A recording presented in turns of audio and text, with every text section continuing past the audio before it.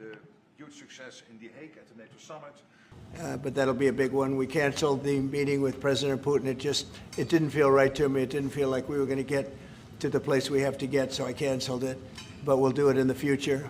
But next week we'll be with many of you in those locations that I told you. Then it's back to Washington. So South Korea and Japan.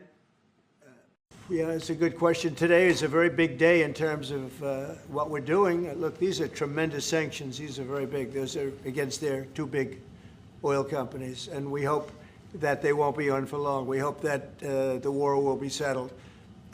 We just answered having to do with the various forms of missiles and everything else that we're looking at. But we don't think that's going to be necessary. We have a plane to catch, so I cannot be too long. And you have already... I think most of you were in the Oval Office, but that he feels they are not at a place yet where a meeting would be successful. So, and clearly he was stating this weekend, I want the war to end, I want a ceasefire, I want the killing to stop. So his position here, and I completely support this, is, as he said, stop where you are. So as both to the Ukrainians as well to the Russians.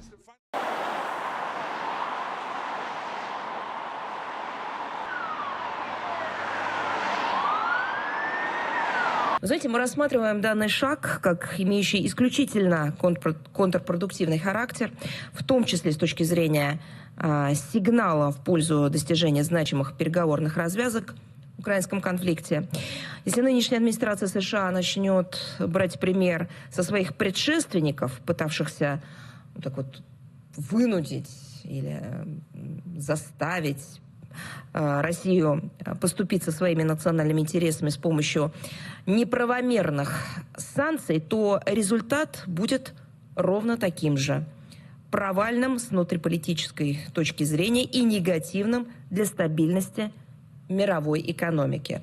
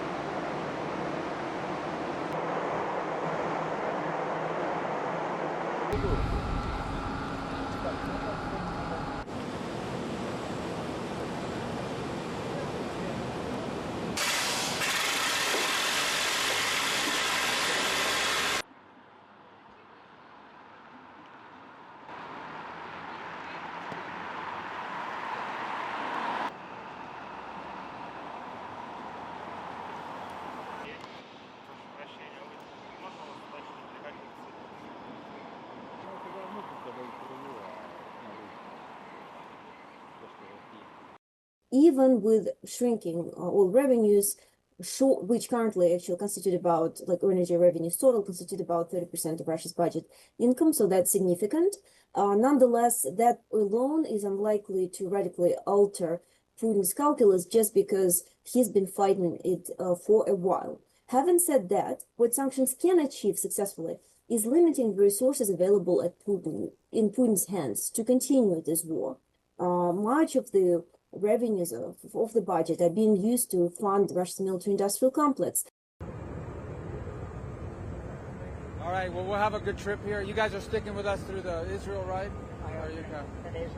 What changed the president's mind from last week from looking for a Budapest meeting to imposing sanctions? Well, we'd still like to meet with the Russians. We'd still want to, and I think I had a good call with Foreign Minister Lavrov, and we'll follow up on that. We're always going to be interested in engaging if there's an opportunity to achieve peace. I think the president has said repeatedly for a number of months now that at some point he will have to do something if we don't make progress on the peace deal. Today was the day he decided to do something.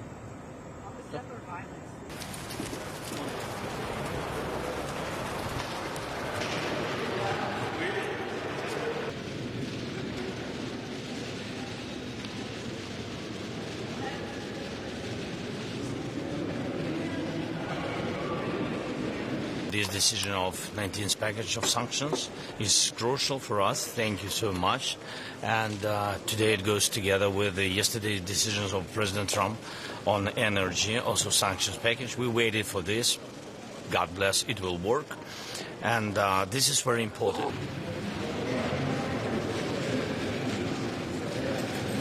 Good morning, Madam President. Is it true that you are working on 12-point...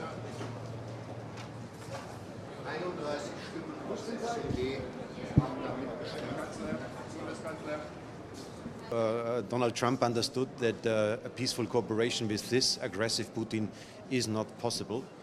And I also have to clarify that all populists all over Europe who are asking us to do more diplomatic efforts to achieve peace are obviously not right, because Putin has no interest to create peace. There is no Budapest peace summit, but there are now sanctions from Donald Trump against Putin. That's a political reality.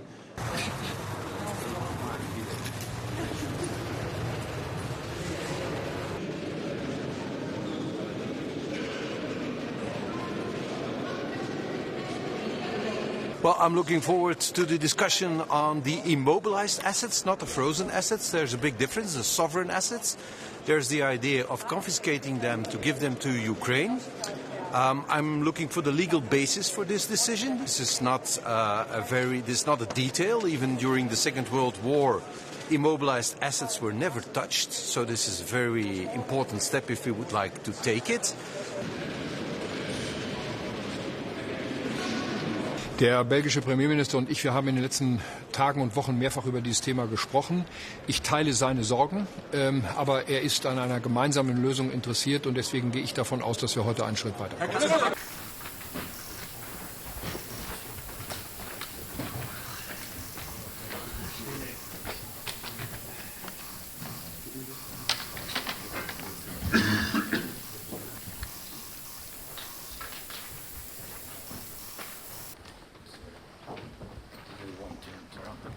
Sorry. Nice suit. Thank you.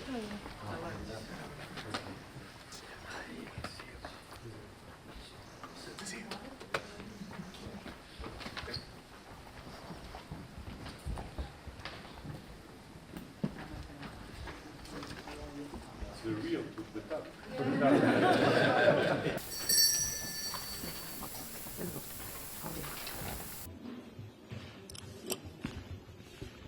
对话谈判是解决乌克兰危机的唯一可行出路，胁迫施压解决不了问题。中方一贯反对没有国际法依据、未经联合国安理会授权的单边制裁。